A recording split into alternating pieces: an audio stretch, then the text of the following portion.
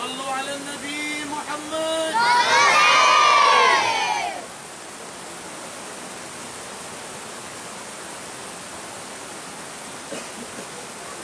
Assalamualaikum warahmatullahi wabarakatuh.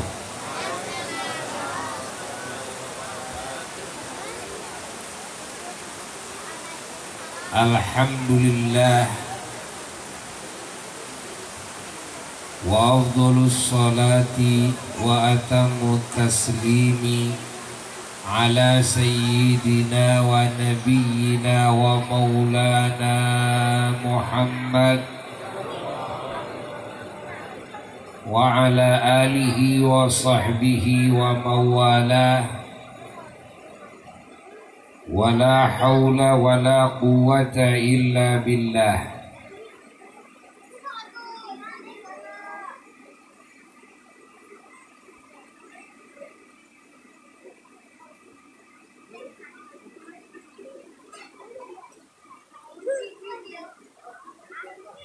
Amma ba'du fa ya ibadallah, usikum wa nafsi bitaqwallah, faqad fazal muttaqun.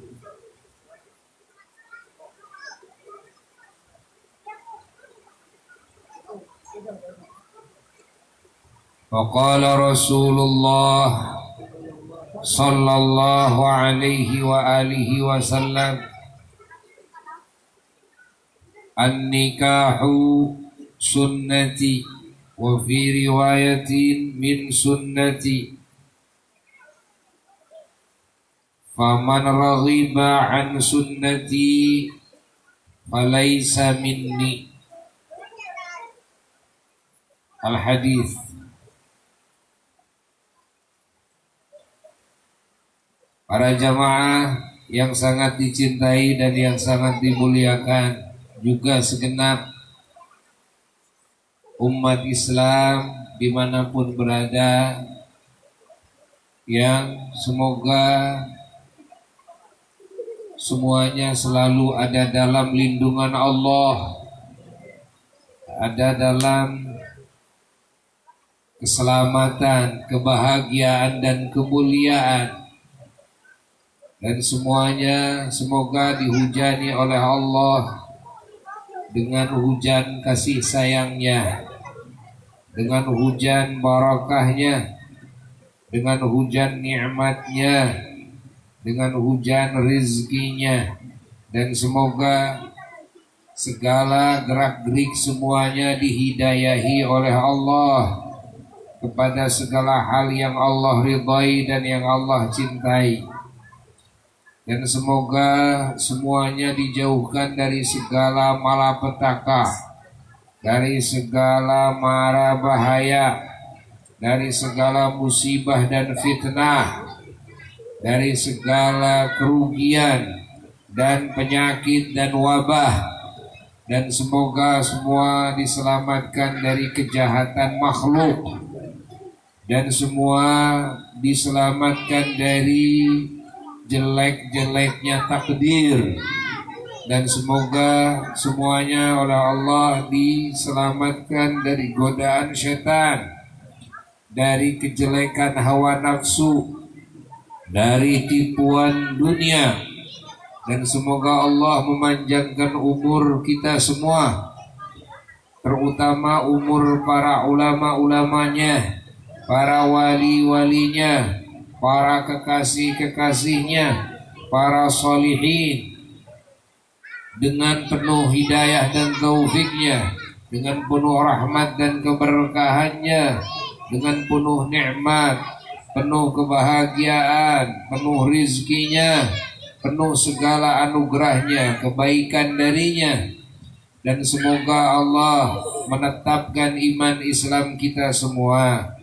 Semoga Allah menjayakan seluruh muslimin muslimat, mukminin mukminat, dan Allah menjaganya dari siapapun yang akan mencelakakannya, dari siapapun yang akan menghinakannya, dari siapapun yang akan merusaknya, dari siapapun yang akan merugikannya, dan semoga di akhir hayat semua mendapatkan husnul khatimah dan mendapatkan syafaat dari baginda junjunan alam Sayyiduna wa Maulana Muhammad sallallahu alaihi wa alihi wasallam.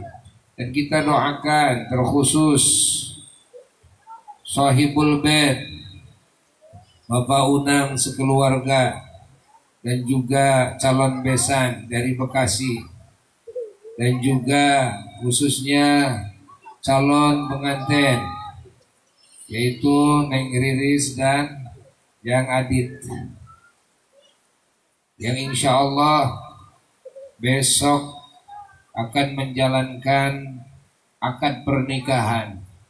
Besok akan menjalankan ikatan rumah tangga. Besok akan menjalankan perjanjian di dalam menjalankan segala kewajiban-kewajiban dari Allah.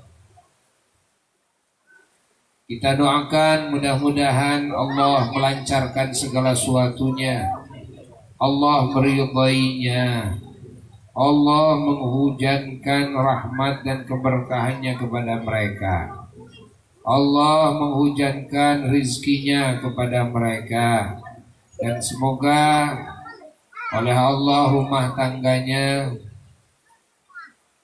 dipenuhi dengan rahmat dan keberkahan, dipenuhi dengan hidayah dan taufiknya, dipenuhi dengan ridha-Nya, dipenuhi dengan rizki yang halal, yang baik, yang barakah, yang gampang, dan dikumpulkan selalu dalam kebaikan dari dunia sampai surga, dan dikasih keturunan yang soleh dan solehah.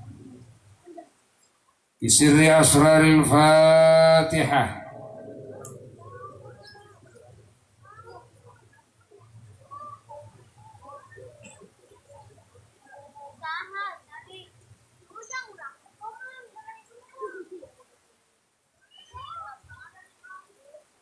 Para jamaah sekalian,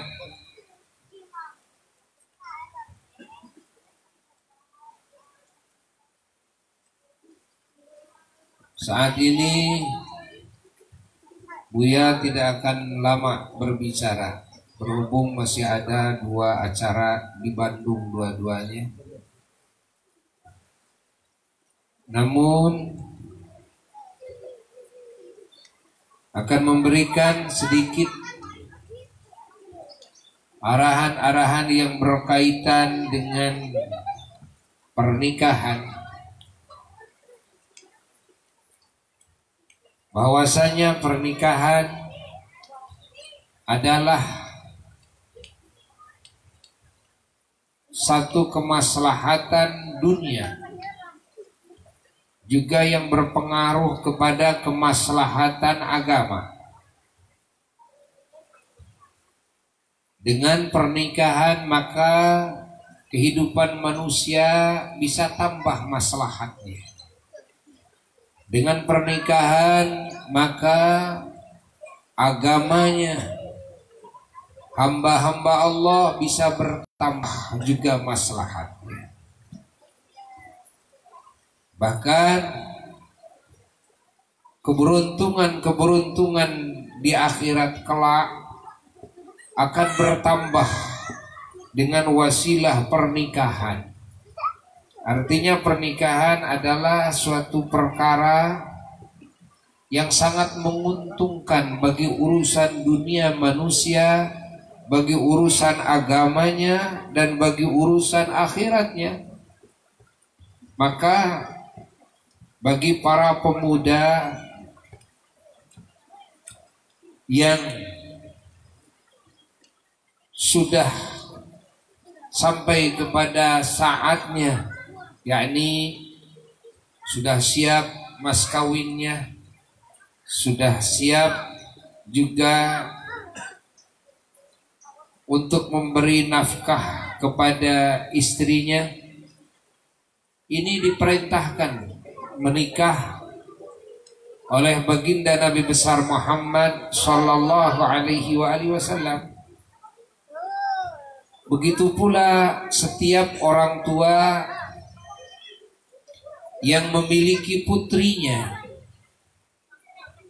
yang belum menikah, maka diperintahkan oleh Allah menikahkan putrinya jika sudah sampai kepada waktunya. Ini atas perintah Allah dalam Quran.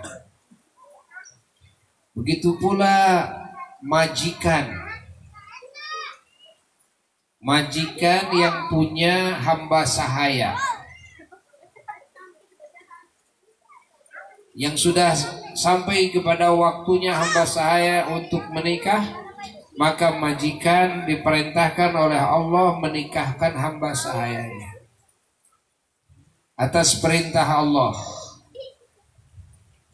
Allah Maha tahu bahwasanya kemaslahatan dunia dan kemaslahatan agama, kemaslahatan akhirat itu bisa sangat terbantu dengan pernikahan, dengan rumah tangga. Dan Allah Maha kasih sayang kepada manusia, kepada hamba-hambanya, bahwasanya kenikmatan, kebahagiaan ini Allah lengkapi dari kenikmatan dunia dengan pernikahan. Allah lengkapi kenikmatan dunia ini dengan memiliki teman hidup, dengan memiliki keturunan. Dari kenikmatan-kenikmatan dunia, walaupun kita kaya, walaupun kita punya jabatan, cerdas, ketika kita tidak punya teman hidup, ketika kita tidak punya keturunan, maka di sana akan ada sesuatu yang sangat mahal sekali yang kurang, ya.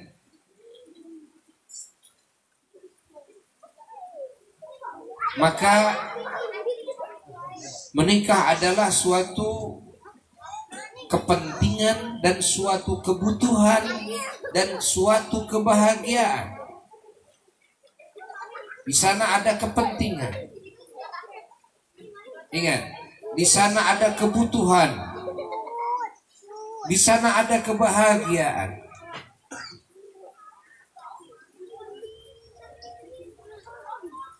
Rasulullah sallallahu alaihi wasallam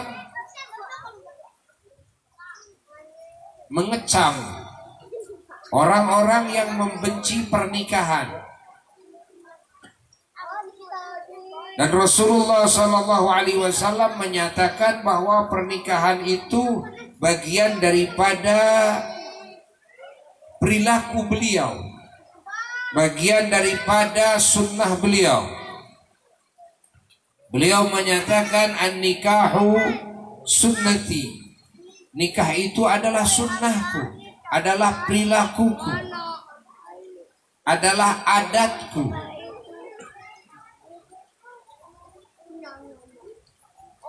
Faman raghiba an sunnati, dan barang siapa orang yang membenci perilakuku, adatku ini, dan adatku yang mana saja, termasuk pernikahan, falaisa minni, maka yang membenci itu tidak termasuk kelompokku. Dikucilkan oleh baginda Rasulullah sallallahu alaihi wasallam, diasingkan orang-orang yang membenci kepada sunnahnya Rasulullah sallallahu alaihi wasallam, termasuk yang membenci kepada adat istiadat beliau. Karena adat istiadat beliau adalah adat yang diagungkan oleh Allah, yang diridhai oleh Allah, yang dicintai oleh Allah, yang disayang oleh Allah. Tidak ada kebiasaan makhluk yang paling dicintai, diridhai oleh Allah kecuali kebiasaannya baginda Nabi besar Muhammad sallallahu alaihi wasallam. Termasuk apa? Termasuk pernikahan. Dan Rasulullah SAW dalam hadis yang diriwayatkan oleh Al-Imam Bukhari dan Al-Imam Muslim daripada Sayyidina Abdullah bin Mas'ud radhiyallahu taala anhu, beliau pernah menyerukan kepada para pemuda-pemuda. Beliau bersabda, "Ya ma'syarasy syabab, wahai para pemuda, man istata'a minkumul ba'ah falyatazawwaj." Barang siapa orang di antara kalian yang mampu untuk membayar mas kawin, ya, falyatazawwaj, maka menikahlah. Sebahagian ulama hadis ini hadis sahih. Hadis ini dalil bagi wajibnya menikah bagi para pemuda yang sudah mampu. Ya. Sebagian ulama mengambil melahirkan hukum sunnah bagi yang sudah mampu.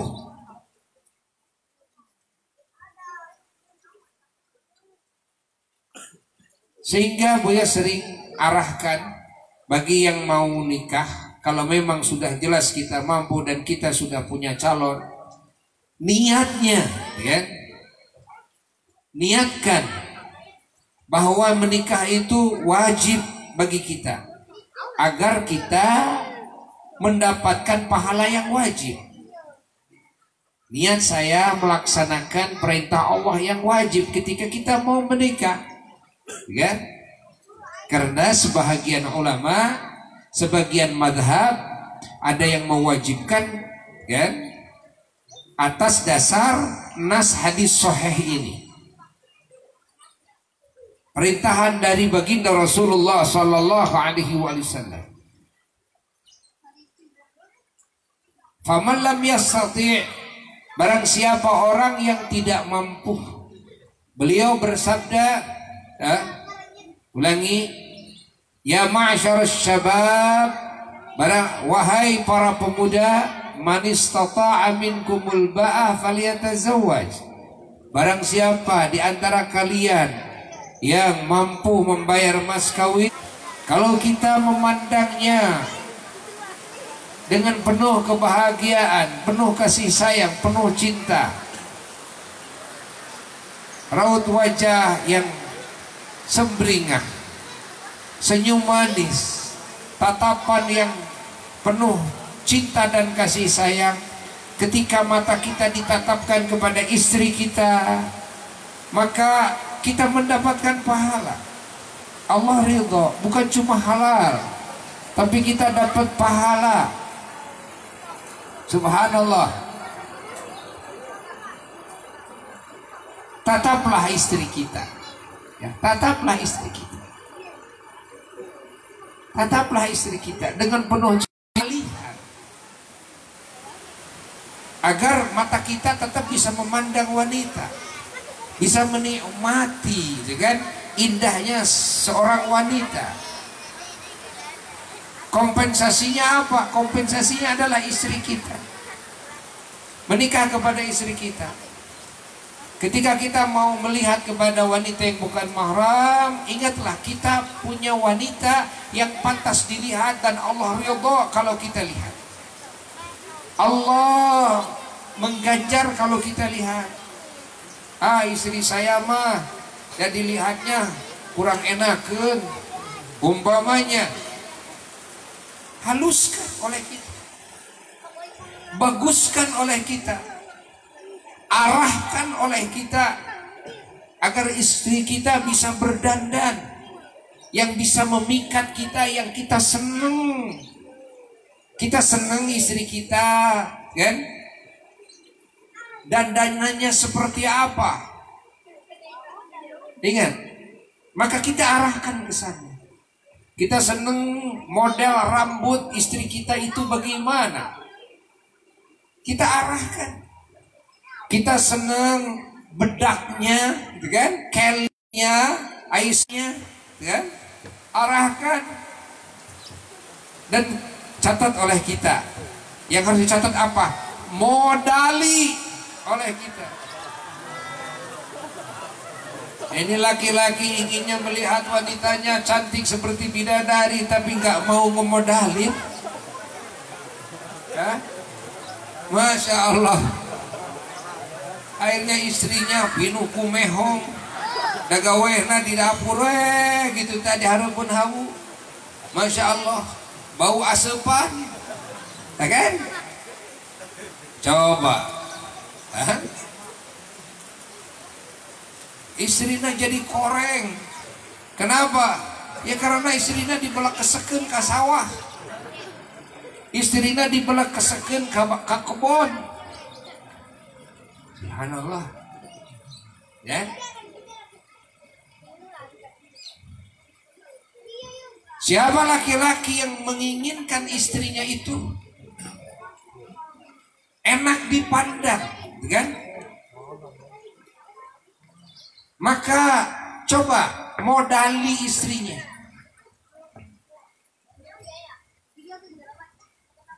Modali. Siapa yang istrinya ingin enak disentuh, enak dicium, aromanya, waduh enak. Coba modalin. Bahasa modalin ini kunci loh ya. Laki-laki, jangan pura-pura gak dengar. Apa kunci itu apa? Modalin. Modalin. Ingin istrinya kulitnya begitu halus, lemet, gitu kan? Aipek dipelak kesekeun atuh. Ke serak siga kulit buaya.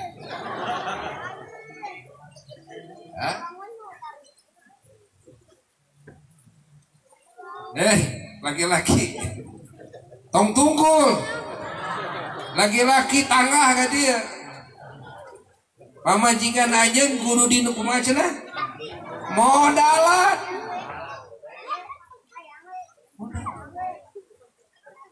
Di dalam kalimat Nabi aghaddu lil basar, catat oleh kita.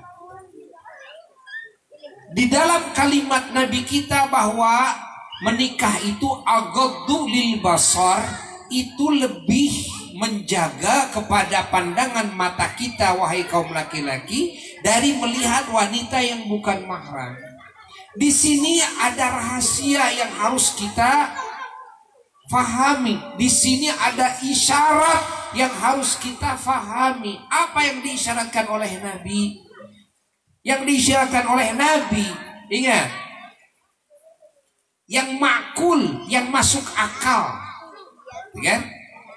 Artinya Nabi mengisyaratkan kepada kita bahwa kita harus punya istri, dan istri kita harus, kan, dibentuk oleh kita sebaik mungkin hingga enak dipandang. Karena ketika enak dipandang, maka pandangan mata kita ini akan terpaut, tertarik, tertuju kepada istri kita, dan ini akan menjadi benteng dari apa? Keberanian kita, dari dosa pandangan kita kepada wanita-wanita lain. Tapi kalau istri kita sendiri dibiarkan jelek, dibiarkan bau, dibiarkan kotor, dibiarkan kasar kulitnya, dibiarkan geleh, kan?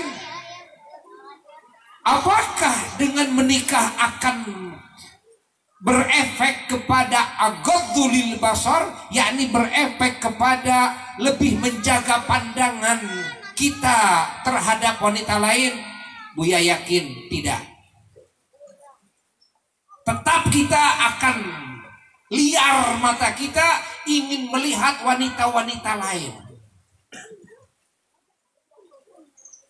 Kenapa? Karena wanita lain lebih enak dipandang oleh saya daripada istri saya. Maka tetap memiliki istri, menikah seperti ini, jika tidak membaguskan istrinya sendiri, tetap tidak akan menjadi benteng, tetap tidak akan ada hikmah agodulil basarnya sulit. Maka dalam kalimat agodulil basar ini ada isyarah, artinya kita kaum laki-laki jangan sekedar menikahi saja, tapi dan ini tidak akan bisa terwujud tanpa modal. Ya? Istrinya pingin lemet kulitnya, ditunggu sararang kau, sari pohaci, pahami oleh kita,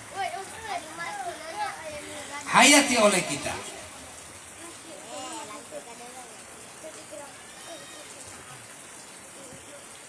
Fahami apa yang diisyaratkan oleh Nabi, agodulil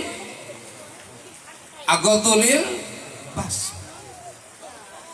Lalu Nabi mengatakan wa ahsanu lil faraj, dan menikah itu lebih menjaga kepada farji kita dari melakukan zina, berani zina dengan wanita-wanita lain. Di situ ada isyarat bahwa kita harus membentuk istri kita sehingga di dalam bersetubuh itu istri kita hebat. Paham tidak? Ini juga butuh apa? Modal lagi. Modal lagi. Apa jamu untuk istri kita, kan? Madu, kasih madu, kan? Makanan-makanan, minuman-minuman yang mengarah kepada apa? Kepada, kan? Pembentukan, kan? Keindahan, pembentukan, kenikmatan, hatta dalam bersetubuh. Jangan dibiarkan begitu saja istri kita. Ketika kita bersetubuh dengan istri kita, merasa kita ini gak enak, akhirnya gak menjaga pernikahan ini kepada diri kita, daripada apa? Daripada kita ngelayaban kepada wanita-wanita lain. Kenapa? Kalau kita merasakan saya gak nikmat kan dengan istri saya, gitu kan? Nah, paham? Bukan cuma dalam hal itu saja, hatta di dalam sikap, hatta dalam ucapan istri kita, coba kita didik, kita arahkan. Yang paling kita cintai seperti apa? Kalau istri kita berbahasa, kalau istri kita mengeluarkan suara, seperti apa yang kita senangi? Kan? Kalau istri kita ngomong, seperti apa yang kita senangi? Kan? Ngobrol dengan istri. Begitu pertama kita menikah itu ngobrol dengan istri. Kan? Saya, kan? Contoh, kan? Aama senengnya kalau dipanggil itu gini. Aam senengnya apa? Intonasi, kan? Seperti ini. Aama senengnya melihat istri itu gaya jalannya seperti ini, gitu kan? Kan? Gaya jalannya saja kok diatur oleh kita. Aama senengnya, gitu kan? Istri itu umpamanya, kan? Pakaiannya seperti ini, kan? Gerak badan, gerak tubuhnya, jalannya, semuanya, apa yang kita sukai, ya bentuk oleh kita. Bentuk oleh kita. Kadang-kadang kita gak seneng melihat istri dari intonasinya. Umpamanya, intonasinya memang tidak kasar, tapi suaranya terlalu keras. Kan? Sini ya. Nah, memang sih tidak kasar, tapi suaranya terlalu keras. Ya. Ada yang cara gayanya itu, ada yang gaya yang cepat, ada yang seneng yang lambat, gitu kan? Macam-macam. Ya. Jalan kakinya saja.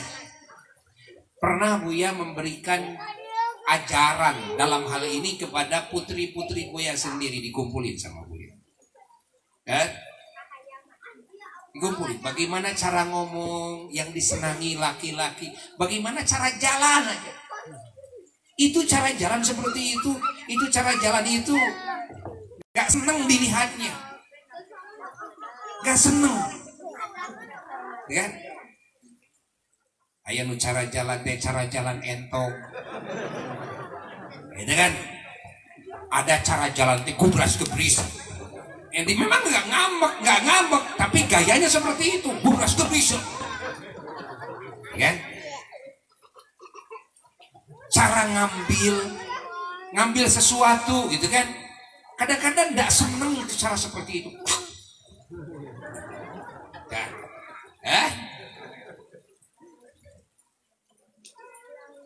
Dari mulai kata-kata,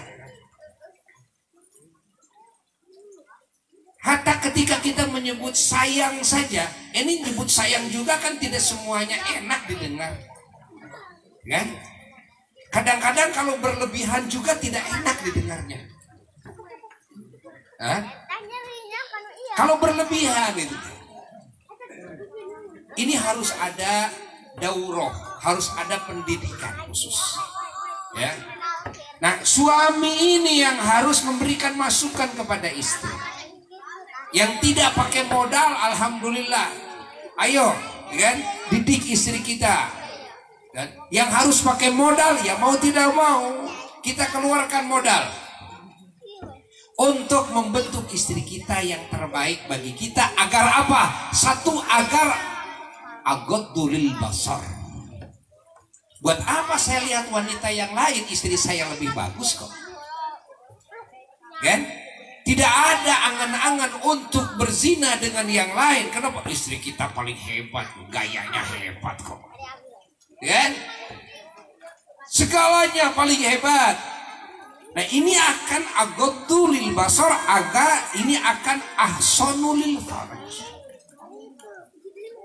Lalu Rasulullah Shallallahu Alaihi Wasallam kepada kaum pemuda yang tidak mampu menjalankan pernikahan karena tidak ada dana umpamanya untuk bayar mas kawin dan yang lain-lain, Rasulullah Shallallahu Alaihi Wasallam memberikan tips yang sangat istimewa. Apa? Faman lam yastati, ya? Barang siapa yang tidak mampu membayar mas kawin, tidak mampu untuk menjalankan pernikahan, maka pemuda tersebut harus saum. Harus saum. Ya? Yang mampu menikah punya untuk mas kawin harus kawin. Yang tidak mampu harus saum. Kenapa? Karena kata Nabi menceritakan rahasia saum. Di antara rahasia saum, fa innahu lahu wijaun. Karena sesungguhnya saum itu bisa menjadi benteng baginya. Kita harus saum. Dengan saum, hati kita akan lembut, yang keras juga. Dengan saum, hati kita akan banyak sadarnya. Dengan saum, kan? Ingat, hati kita akan bisa banyak mengingat Allah. Dengan saum, hati kita akan bisa banyak lebih condong kepada ibadah, kan? Dengan saum, ya.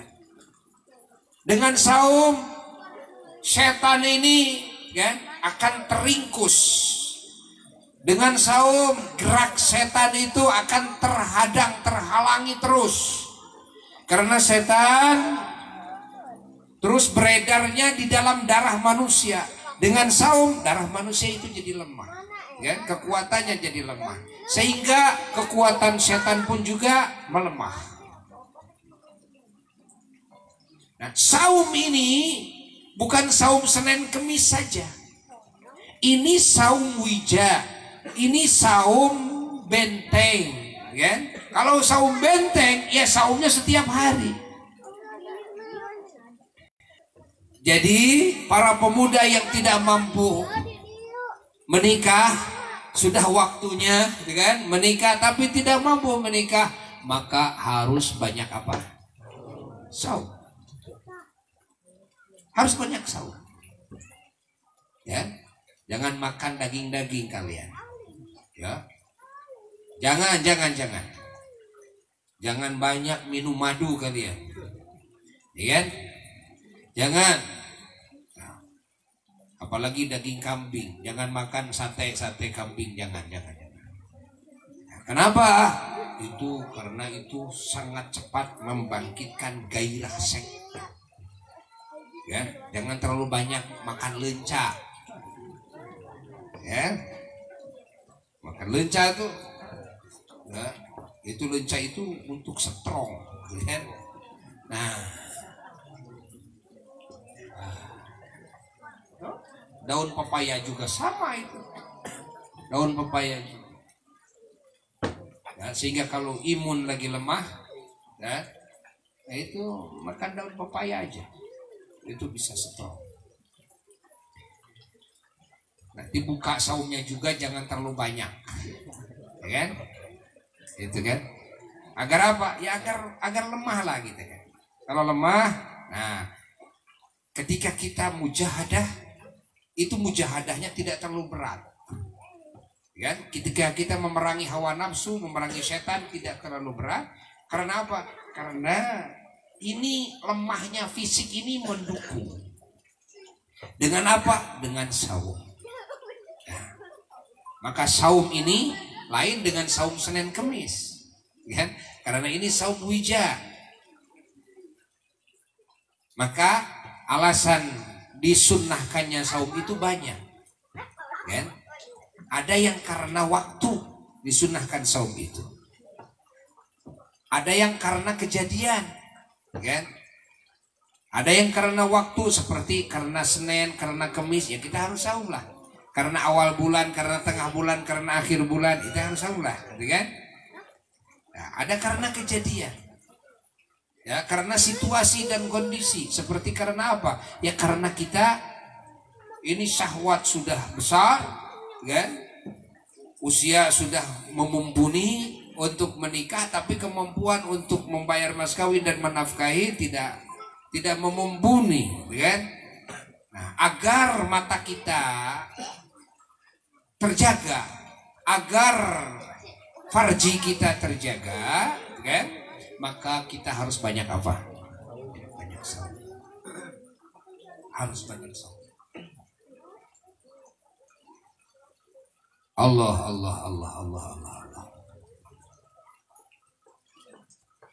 Jadi pernikahan ini adalah anugerah dari Allah Jalla Jalaluhu wahdah. Pernikahan ini adalah keberuntungan yang luar biasa. Pernikahan ini juga merupakan derajat dari Allah yang tinggi. Pernikahan ini merupakan wija, merupakan benteng. Dari apa? Merupakan benteng dari keberanian melakukan yang haram, yang berhubungan berkaitan antara laki-laki dan wanita yang bukan mahram. Artinya menikah itu solusi yang sangat baik sekali. Solusi yang sangat baik sekali, ya. Solusi yang sangat baik sekali. Orang berani berzina, kan? Ingat, karena tidak ada benteng. Tapi ketika ada benteng, nah, maka akan terjaga daripada perzinahan. Pahami oleh kita semua. Ya. Dan benteng ini harus kuat.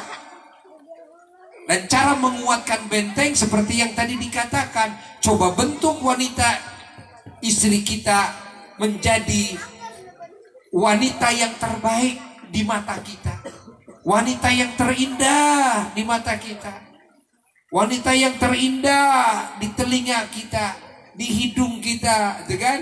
Di raba kita, sehingga benteng ini akan kuat, bukan sekedar menikah saja. Pahami oleh kita semua. Nah, ini bahan untuk calon pengantin. Baik untuk calon pengantin itu Neng Riris dan Neng siapa? Dan Kang Adit, maupun bagi siapa saja yang akan melaksanakan pernikahan. Dan juga ini mudah-mudahan menjadi masukan yang baik untuk perubahan kepada yang lebih baik bagi yang sudah berumah tangga. Yang sudah berumah tangga, coba perbaiki. Coba perbaiki. Ada pertanyaan ke Buya. Buya, bolehkah saya melihat video porno? Ya, video porno persetubuhan melalui video. Tujuannya untuk menggugahkan gairah saya dengan istri saya. Ya. Maka Buya mengatakan kepadanya, ya, janganlah kalian menyembuhkan penyakit kalian dengan membubuhkan penyakit-penyakit yang lebih berat. Ya? Kalian mau menyembuhkan penyakit tapi malah membubuhkan penyakit-penyakit yang lebih berat. Tahukah kalian bahwa kenapa, apa sebabnya kalian tidak bergairah dengan istri kalian? Sehingga kalian ingin bergairah itu melihat kepada video porno yang lain. Ya. Cari oleh kalian apa sih faktor penyebabnya. Kenapa melihat yang lain tergugah? Kenapa dengan istri kalian tidak tergugah? Pahami? Di sini perlu dua hal yang dikoreksi oleh kita. Yang pertama adalah penyakit pikiran kita. Penyakit hati kita sendiri. Penyakit hati kita, penyakit pikiran kita. Ini kita digoda oleh setan agar kita terus celaka, agar kita terus berdosa. Ingat, agar kita terus melakukan hal-hal yang Allah benci. Ini penyakit hati. Obatin penyakit hati itu. Obatin. Caranya dengan apa? Caranya dengan bertobat kepada Allah, banyak istighfar, minta ampunan kepada Allah, lakukan perintah Allah dengan baik, jauhi larangan Allah sebaik-baiknya, dan jangan sampai muncul dalam otak kita dan hati kita bayangan-bayangan tentang wanita lain. Ketika setan memunculkan bayangan wanita lain, kan? Membayangkan cantiknya si A, membayangkan indahnya si B dan sebagainya, cepat istighfar kepada Allah. Minta kepada Allah, ya Allah, hilangkan bayangan saya, hilangkan hayalan saya, hilangkan dari pemikiran saya, dari hati saya, hilangkan rasa ingin membayangkan, rasa ingin melihat wanita-wanita yang tidak dihalalkan oleh Engkau ya Rabb. Tumbuhkan di hati saya cinta kepada istri saya. Tumbuhkan di hati saya kebahagiaan dan kesenangan bersama istri saya, tidak dengan selain istri saya ya Rabb.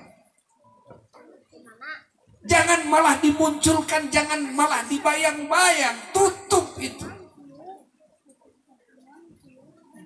Ini yang pertama. Karena itu penyakit hati. Semakin kita malah diumbar, sering menghayalkan yang lain, semakin berat penyakit hati kita. Semakin jauh perasaan hati kita dengan istri kita, walaupun sekasur, sebantal, walaupun satu atap, kita ada di mana, istri kita ada di mana. Makanya jangan ingin menyembuhkan penyakit dengan membubuhkan penyakit yang lebih berat.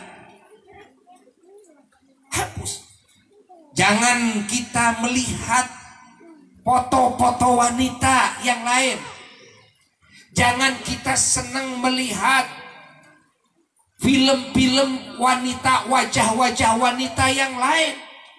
Kecuali kita ada darurat, ada udzur, kita harus tahu orang ini, wanita ini dan sebagainya, ada kepentingan-kepentingan yang ma'dzur, yang ada udzur menurut syara'. Ya kan? Untuk akad jual beli, untuk akad dagang, hatta untuk akad nikah, saya harus tahu, lihat ini. Demi keamanan dan sebagainya, saya harus tahu, kan? Saya harus tahu. Ya. Dia juga begitu. Ini di pesantren ini bagian apa nih? Ini bagian keamanan. Siapa ini? Si Anu, orang mana? Coba buka dulu cadarnya. Lihat. Oh, udah itu. Nah, ini yang bertanggung jawab nih. Ya. Kalau ada apa-apa, ini yang bertanggung jawab. Kita tahu wajahnya, melihat wajahnya, tapi ada kepentingan demi keamanan. Nah, itu dibolehkan. Hatta wanita yang cadar, kita lihat. Tanpa ada tujuan-tujuan penting, kita jangan iseng. Buka foto-foto, lihat wajah si Anu, lihat wajah si A, si B dan sebagainya. Dilihatin, ini cantik ya. Nah, inilah yang menambah penyakit di dalam hati kita. Sehingga akan semakin jauh dari istri kita. Akan semakin hilang rasa cinta di hati kita kepada istri kita. Melihat istri kita, waduh, gotek kieu pemajikan Nah, kapan kita mencintai istri kita? Padahal istri kita itu halal, Allah ridho kok. Allah ridho. Kenapa hati kita dikiblatkan kepada wanita yang Allah tidak ridho? Kenapa hayalan kita, perasaan kita, pandangan kita dikiblatkan kepada wanita yang Allah tidak ridho? Pahami? Itu akan menambah penyakit. Maka harusnya banyak istighfar, berdoa kepada Allah agar dihilangkan bayangan-bayangan seperti itu, perilaku seperti itu. Lalu kita berjuang melawan setan, melawan hawa nafsu. Ingin lihat foto-foto wanita, udah track, pindahin lagi.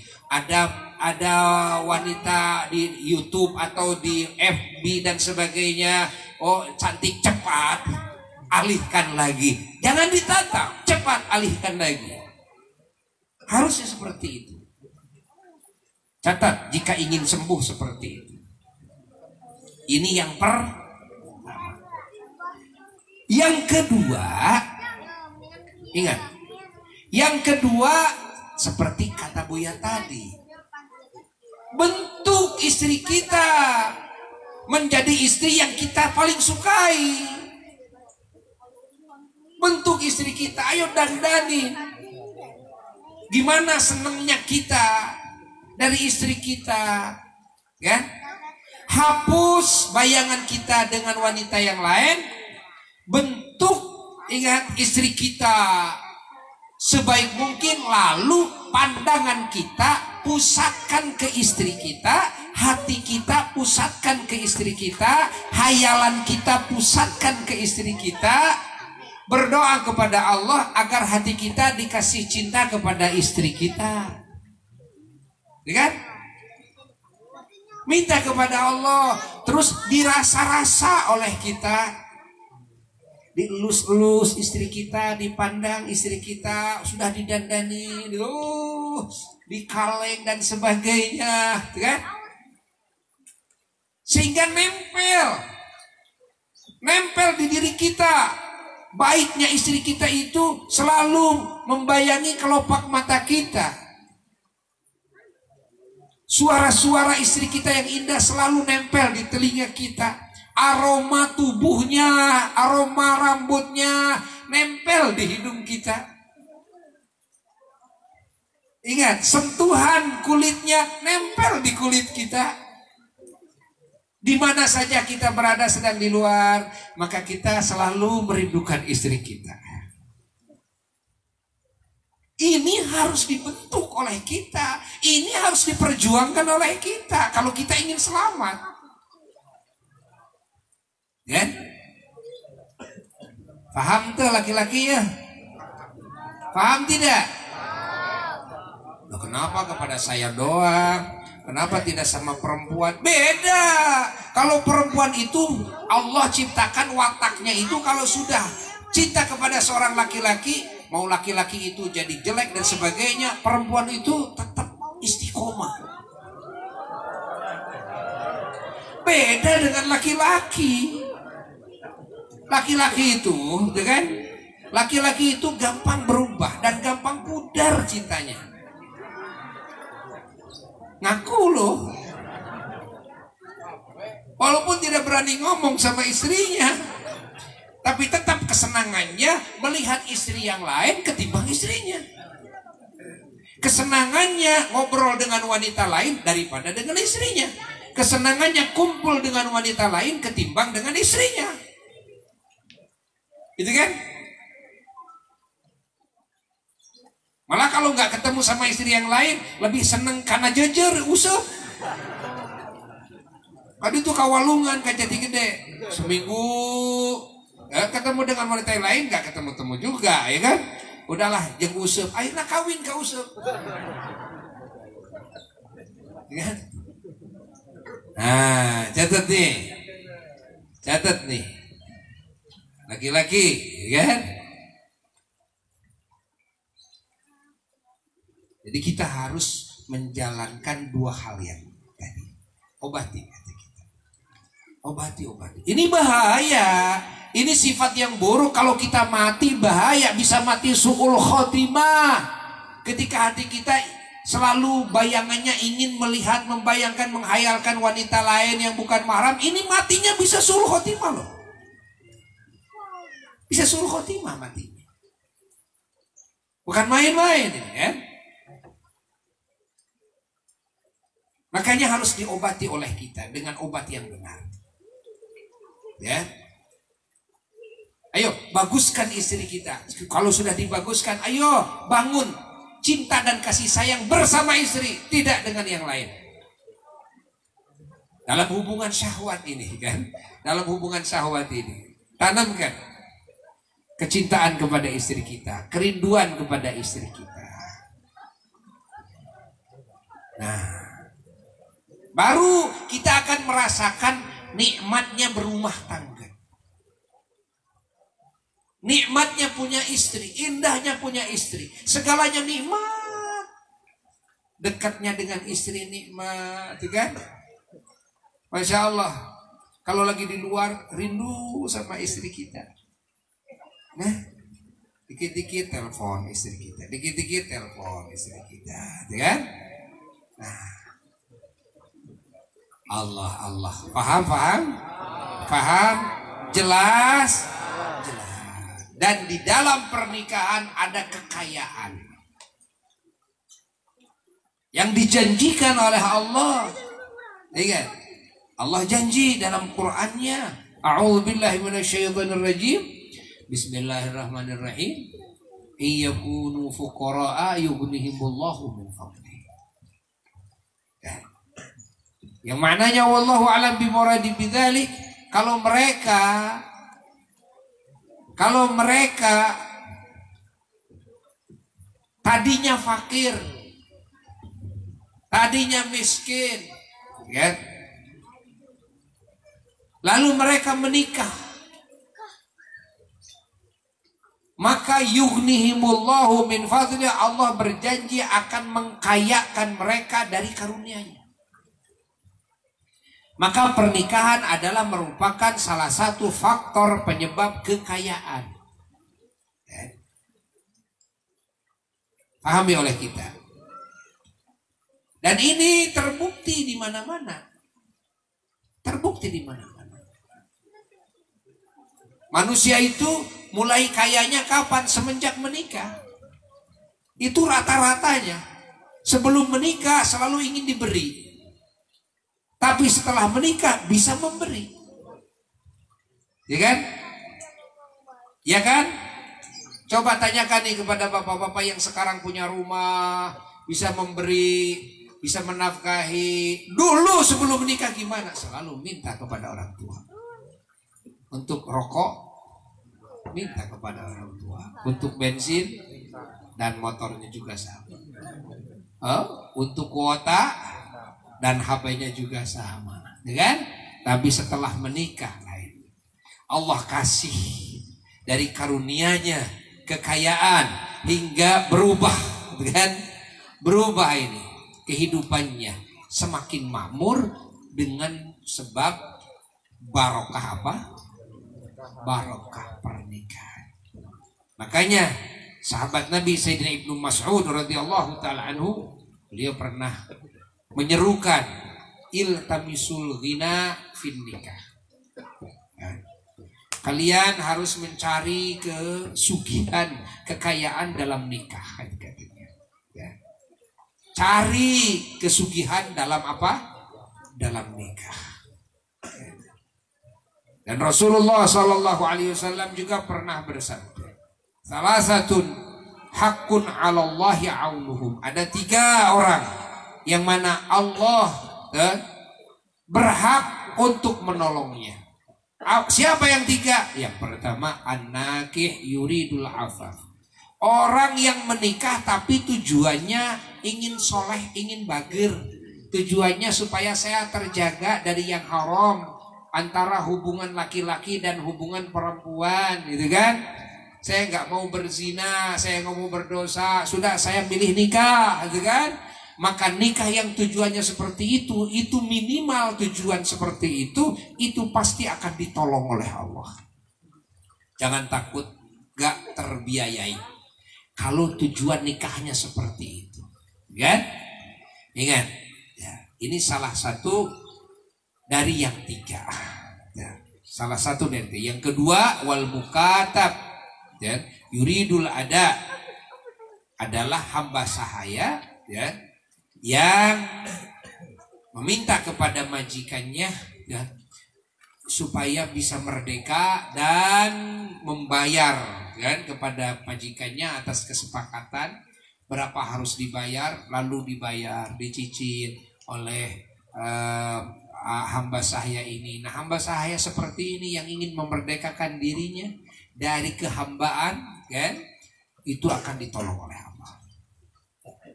Yang ketiga, wal ghazi fi sabilillah, orang yang berperang di jalan Allah. Kalau betul-betul niatnya mulus, tulus di jalan Allah, ikhlas karena Allah, pasti akan ditolong oleh Allah, ya.